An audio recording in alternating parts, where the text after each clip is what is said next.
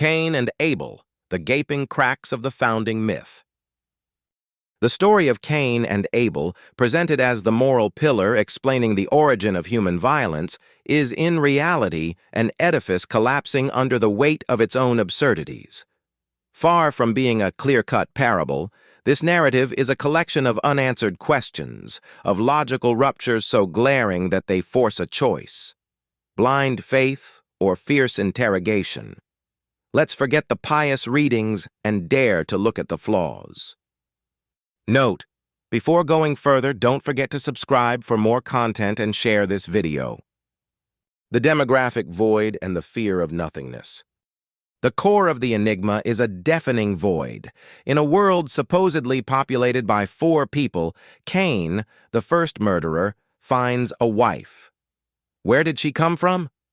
Theologians rush to patch up the story by evoking unmentioned anonymous sisters. This workaround, supposedly meant to salvage coherence, actually opens a Pandora's box. It normalizes a foundational incest, a raw reality that later morality would rush to condemn. The camouflage is barely veiled. Worse still, this wandering Cain, alone with his parents on an empty earth, is terrified that whoever finds him will kill him. Who? The ghosts of a poorly constructed narrative? This fear only makes sense if other tribes, other peoples already exist. The story betrays itself, revealing that it is merely a patchwork of older tales, clumsily stitched together to create an origin myth that is leaking everywhere. The divine whim or the trial of an unjust God.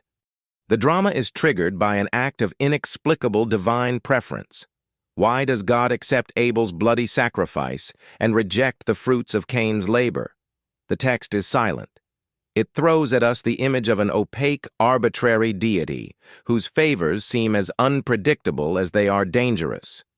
Subsequent attempts to justify this choice by invoking Abel's faith or Cain's poor attitude are nothing but theological salvage operations. They attempt to moralize what first appears as a pure act of divine caprice. What if the true lesson wasn't Cain's jealousy, but the injustice of a God who sows discord between 2 brothers?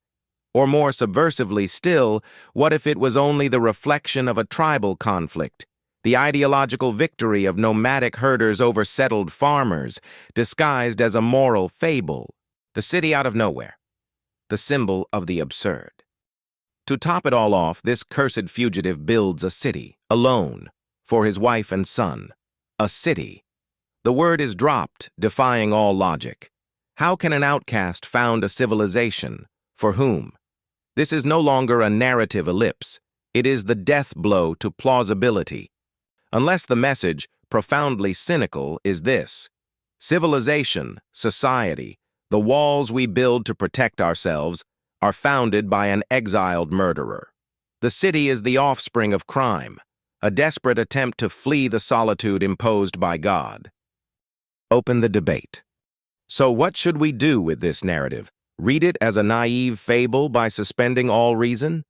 Or see it for what it is, a powerful myth, not because of its coherence, but because of its contradictions? These flaws are not mistakes. They are the very site of the debate. They force us to ask ourselves, what is the nature of divine justice? Does faith require us to ignore the absurd? Is a sacred text true because it is factually coherent, or because its very imperfections reveal humanity's deepest anxieties and conflicts? The story of Cain and Abel may not be the story of the first crime, but that of our first and eternal struggle with texts that resist, provoke us, and forbid us from believing peacefully.